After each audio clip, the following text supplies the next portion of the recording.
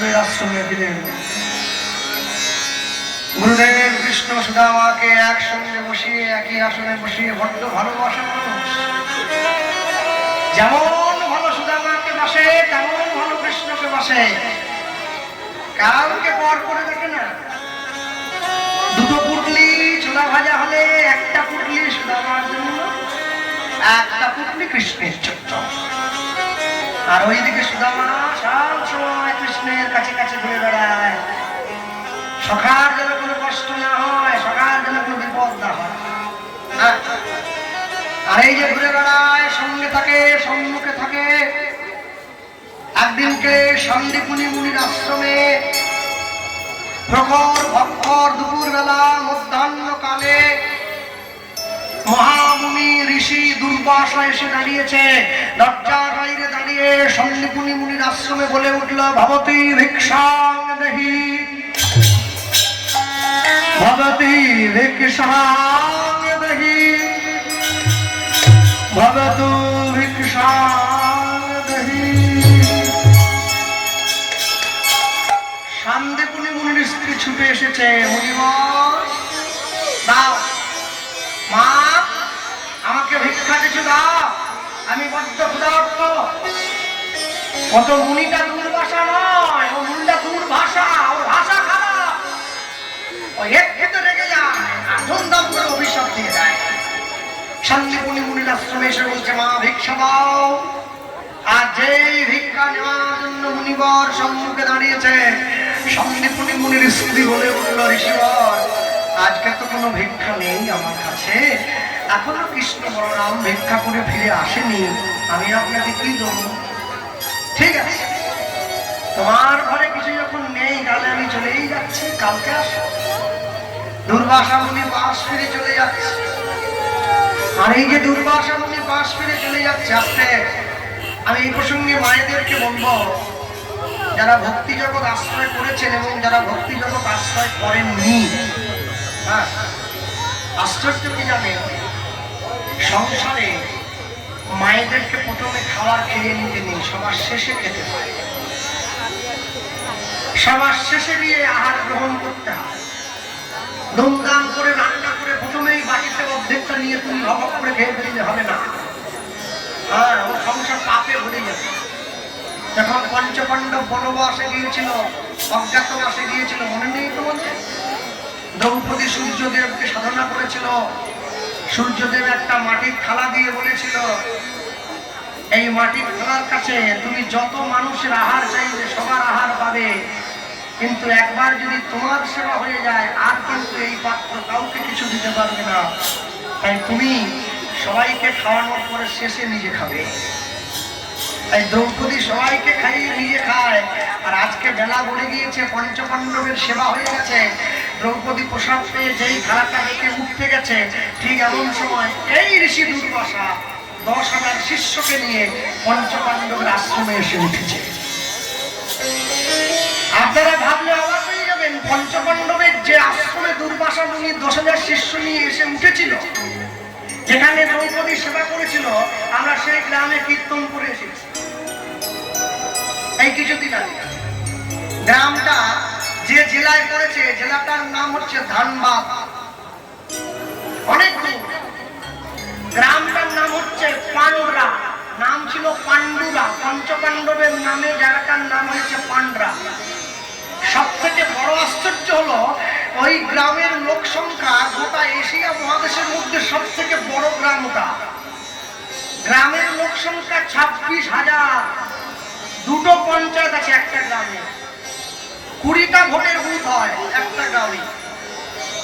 সেই গ্রামে দ্রৌপদী দুর্বাসা ঋষিবরের শিষ্যদেরকে তুষ্ট করেছিল। আমরা কীর্তনে গিয়েছিলাম, আমরা প্রণাম করেছি, মাথায় ধুলি দিয়েছি, আমাদের জনম ধন্য হয়েছে।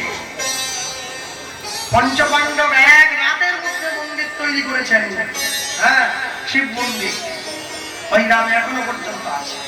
ভক্তমন্ডলী ভক্তিমতী মায়েরা নিয়ে গিয়ে দাঁড়িয়েছে। আর যখনই সেবা চেয়েছে, দ্রৌপদী ঘর থেকে ছুটে এসেছে, দুর্বাসা ঋষির সামনে দাঁড়িয়ে বলছে, ঋষিবর বলুন আপনার কি চাই? বলছে, মা আমরা ভীষণ ক্ষুধার্ত, সেবা দাও। দ্রৌপদী তো ভয় পেয়ে গেছে, হ্যাঁ, আমার তো সেবা হয়ে গেছে, আমি কি করে দেব? থালাটা মুখের মধ্যে জড়িয়ে ধরে কাঁদছে, গোবিন্দকে ডাকছে, তুমি মোর সখা, তুমি মোর বন্ধু, বিপদে তুমি দাতা, তুমি তারা, হে প্রাণ গোবিন্দ হে প্রাণ গোবিন্দ আমি ভগবান যার সঙ্গে থাকে, ভগবান যার সঙ্গে আছে, ভয় কি তার ভব মাঝে? কোথার থেকে যেন দেবদূতের মতো ভগবান এসে দ্রৌপদী রান্নাঘরের পেছনের জানলায় দাঁড়িয়ে দ্রৌপদীকে ডাকছে, সখী আমি এসে গেছি। প্রভু তুমি আমার ডাক শুনতে পেয়েছ? আমি দূরে গেলে তো শুনবো, তোমাদের কাছেই তো আছি, তাহলে সঙ্গে থাকো না কেন? সবসময় থাকা হয় না, বড় কাজ থাকে তো আমার। আমি সকলার সঙ্গেই আছি, যে ডাকে আমি তার সামনে গিয়ে দাঁড়াই, যে ডাকে না আমি তার সামনে গিয়ে দাঁড়াই না। হ্যাঁ কই দেখি তো প্রসাদের থালাটা, আমায় দেখি যে থালাটা সূর্যদেব তোমায় দিয়েছে।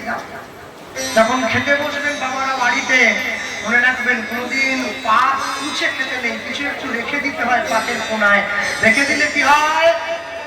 জগদাত্মা তুষ্ট হয়। পাত কুচে খাওয়া খাই জানো না, তারা অসুর হয়, যারা পশু হয় তারা পাত কুচে খায়। মানুষ কোনোদিন পাত, আচ্ছা একটু অ্যাম্বুলেন্স ছেড়ে দাও, হ্যাঁ ছেড়ে দাও, আস্তে আস্তে দাও। আসরের অনুপাতে জায়গাটা একটু কম হয়েছে, রক্ত সংখ্যা অনেক তো। হ্যাঁ একটু উঁচু দাঁড়িয়ে পড়ো মায়েরা, একটু বেরিয়ে যেতে দাও। হ্যাঁ বসো বসো, এবার বসো, ঠিক আছে বসো বসো। হ্যাঁ ভগবান শ্রী গোবিন্দ দ্রৌপদীর কাছ থেকে সেই অন্নের থালা কেড়ে নিয়ে ভালো করে তাকিয়ে দেখছে, থালার এক কোনায় এক টুকরো অন্ন লেগে যাচ্ছে। অন্নের দানাটা হাতে নিয়ে কপালে ঠেকিয়ে সর্ব আত্মা পরিতৃপ্তাং জগৎ সর্বে সন্তু নিরাময় সর্বে সুখিনো ভবন্তি সর্ব উদর সমদ ভবে সমদ ভবে। হাতের থালায় বসে হাত জোড়ো করে আগে মন্ত্রটা বলতে হয়, তারপরে আহার গ্রহণ করতে হয়।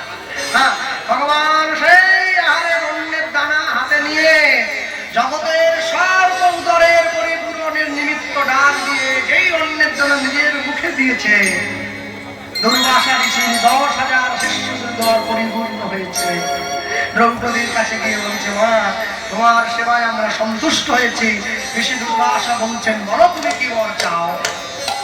দ্রৌপদী ছুটে গিয়ে ঋষি বরের কাছে হাত জোড়ো করে বলছেন, আমি কোনো বর চাই না, একটা বরই চাই, আমার স্বামী যারা আছে এরা যেন জগতে অধর্মের নাশ করে ধর্মকে প্রতিস্থাপিত করতে পারে। আশীর্বাদ করলাম, জীবনে অনেক দুঃখ পাবে, অনেক কষ্ট পাবে, কিন্তু জয়টা একদিন তোমারই হবে। আমি মুনি, আমি ঋষি, তোমায় আশীর্বাদ করে গেলাম। যেই দুর্বাসা ঋষিকে সন্দীপনী মুনির স্ত্রী বলে দিয়েছে আশ্রমে কিছু নেই, ঋষিবর মুখ ফিরিয়ে শুকনো মুখে চলে যাচ্ছে।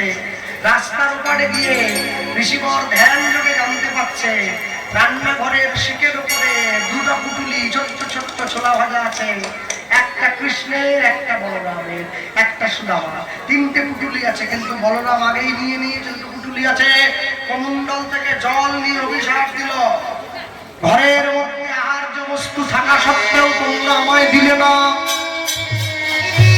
বিশ্ব সৃষ্টি বিধাতাকে সাক্ষী রেখে অভিশাপ দিলাম, ওই ছোলা ভাজার পুটুলি থেকে ছোলা ভাজা যে খাবে সারা জীবনের মতো লক্ষ্মী ভ্রষ্ট হবে, সে চরম দরিদ্র হবে, সারা জীবনের মতো তার অন্ন কষ্ট রহিবে, অন্ন কষ্ট রহিবে। আশ্চর্য কি জানো, যে খাবে চিনি তাকে জোগায় চিন্তামণি। সুদামা ওই সময় পাশের বাগানে ফুল তুলছিল, মুনি ঋষির অভিশাপটা শুনে নিয়েছে। ঋষিবরকে অভিশাপ একটা দিল, রান্নাঘরের পুটুলিতে ছোলা ভাজা আছে, যে করেই হোক ওই ছোলা ভাজাটা কৃষ্ণকে দেওয়া যাবে না। কত বড় সূক্ষ্ম প্রেম দেখো।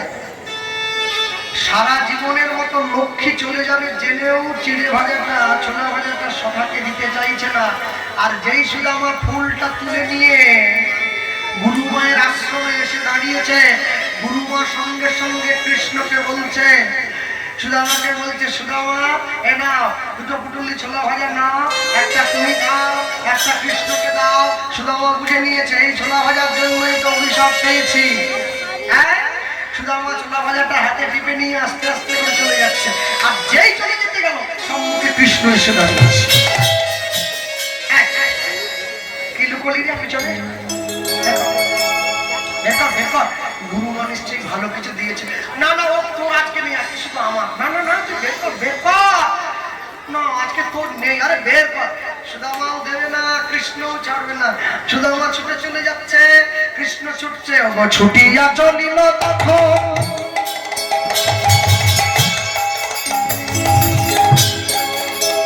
দিতে নাহি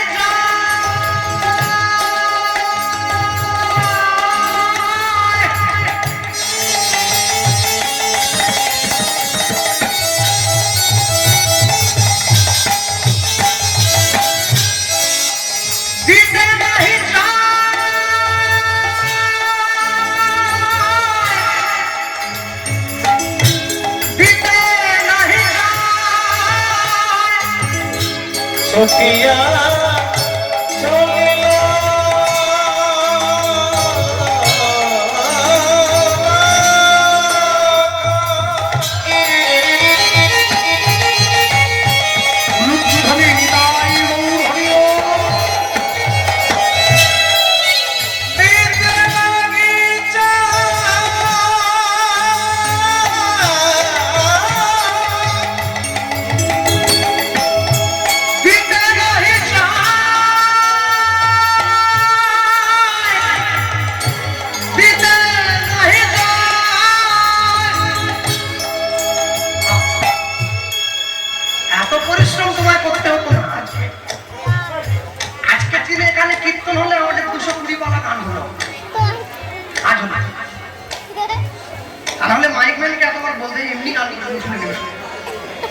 সুদামা ডাকিছে কৃষ্ণ, এ দেওয়া নাহি যায়, দেওয়া নাহি যায়, দেওয়া নাহি যায়। সুদামা ডাকিছে কৃষ্ণ, দেওয়া নাহি যায়, দেওয়া নাহি যায়। দেখো সুদামা ডাকিছে কৃষ্ণ,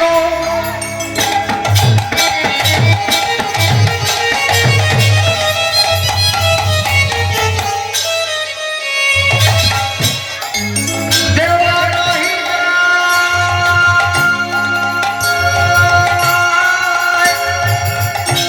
দেওয়া নাহি যায়, দেওয়া নাহি যায়। সুদামা ডাকিছে কৃষ্ণ, দেওয়া নাহি যায়, দেওয়া নাহি যায়। বলি তোরে এটা দেওয়া যাবে না, তবে তো দেওয়া যাবে না। আমার বিবেক গুরু করিয়াছে মানা, তবে তো দেওয়া যাবে না। আমাকে দিবি না কে না বলছে? কৃষ্ণ বলছে, সুদামা বলছে, আমার বিবেক গুরু করিয়াছে মানা, বলি তবে তো দেওয়া যাবে না।